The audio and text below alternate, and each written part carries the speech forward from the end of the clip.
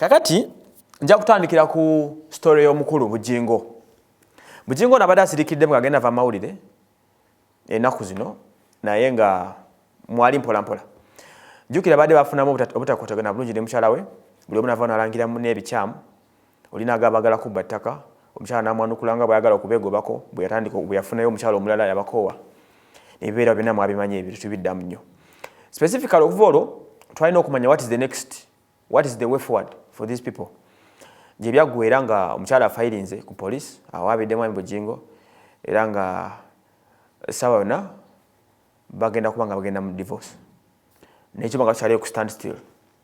Kakati abakulu abatwala eddiini enzikiriza y'obulokole omuli Mitala omukulu Pastor Mitala n'omukulu Lwere Pastor Lwere abo bavuddeyo ne bakwasaganya mwami Bujingo ono bamukyaliddekoko okubanga boogeraganyamu naye ku nsonga zaabwe ne mukyala Teddy Naluswa era bwe taba meetinze mu kifo ekimu ne banyumyamu ku mboozi y'akafubo ne balaba engeri gye basobola okubako kye basalawo ku bulamu bw'abaana babiri kubanga mwami Bujingo ne Teddy Bujingo bantu bamaanyi mu nzikiriza y'obulokole.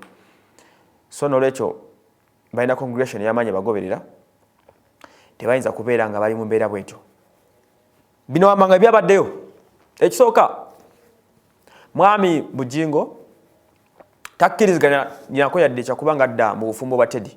Ebyo yabigandewo tagenda kudda mu bufumbo bwa Teddy era nga kirabika kyabe kyagwa. Ng'ensonga gyawa specifically agamba nti ebiro byonna yandibadde abigumira. For example Teddy okubeera nga mutadde mawulire na biki ebyo yandibadde aguma. Naye kya Teddy okukera ku makya n'akwatagana ne Bakayanja, Pastor Kayanja ne tiimu ye. Bujingo bagamba nti bebalabi baabwe ababadde for all time nga babasumbuwa. Kiba kiraga nti omukyala yasala eddiiro nti n'omukyala abadde ng'akimanyi nti mwami Kayanja ne tiimu ye ne bano ono wano bwayisaawo bamuyitaaniwo Senyonga they are the same people abamusumbuwa. Bano n'agamba nti ekyo kyo tebakyakiziganya kuddamu kukola ki? Tebagenda kukiziganya kuddamu ku ekyo baayawukanye era etadda waka. Ekirala mwami Bujingo n'addeko akakuliza kagamba nti ayagala mukyala Teddy Naluswa ave mu mawulire taddamu kukola interview yonna na munnamawulire yenna okusobola okuba nga ebintu babikuuma nga byabwe balekera okuba nga babeera mawulire. N'amugamba nti taddamu taddiramu ddala. Then eyo yakimaze okisaba ne mukyala Teddy naye yasabye n'amugamba nti ongambye nve mawulire naye nawe eva mawulire naye yamugambye taddamu kumukuba bino badde nga gyamulangira ku radio yaabwe eri gy'omanyi Salt ne Salt TV ne radio abeera kuli n'amwogerera kino n'amwogerera kiri n'amwogerera kino n'amwogerera kiri era yamugambye nti naawe nga bongambye nkwesonyiwe mawulire ndekera okumitinga bannamawulire naawe kyoba okola neesonyira ddala bw'obeera ku TV yo beera ng'obulira njiriyo nakulungamya ndiga zo nze toddamu kuteeka mu mboozi zo n'okuba ng'onjogerako ebintu ebikyamu n'okunjogerera nga wabadde ojja okola. Era bw'atyo omukulu nakkiriza okusigala nga ajja kuba nga asomeseza mu ngero nga abadde ajja asomesa ebintu bye mpola mpola bw'atyo. So n'olwekyo ekirala mukyala Teddy Bujingo n'agamba mwami Bujingo akwate emmotoka ekika kya Spasio ndowooza gye yajja ku Doreen ye mwolaawe Doreen Gift. Emmotoka yagikwata agiddize Doreen. Jjukira emmotoka eyo yamugibwako oluvannyuma lw'okubanga taata yali abanyigidde nga bakyankalanye yakwata emmotoka n'agibajjako n'agipaakinga kati bamugaya emmotoka agikwate agiddize omuwala. Ekirala mukyala Teddy Naluswa kye yasabye n'agamba mwami Bujingo nti for this time tayagala kuddamu kulaba makula ng'addukanya canteen. Canteen eno ne restaurant bye bibiri awo ku Canaanland ekirabo ky'emmere abantu bebalira emmere ebiseera ebisinga nga bazze okusaba.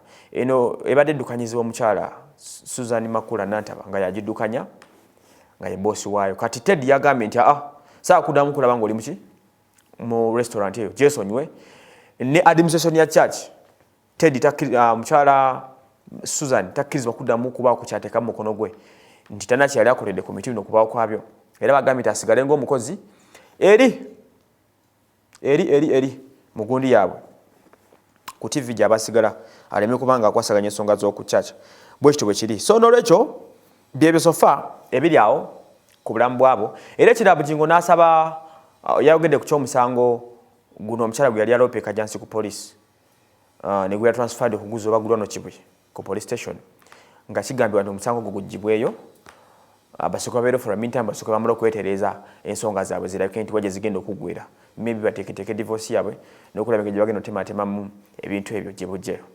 Specifically that's the case. Then bw'otuba tuvudde ku kino, my stand is that this is good nti bujjo kye tulinda okulabako ng'abantu abakulu bakkanya ku lwekyo nti abantu bangi badde bavudde okubanga bakuba Bujingo n'abasumba b'enjawulo nga bamukuba, but mwami Lwere ne mwami Mitala kye baakoze okubanga bagenda bakyali mwami Bujingo was very good.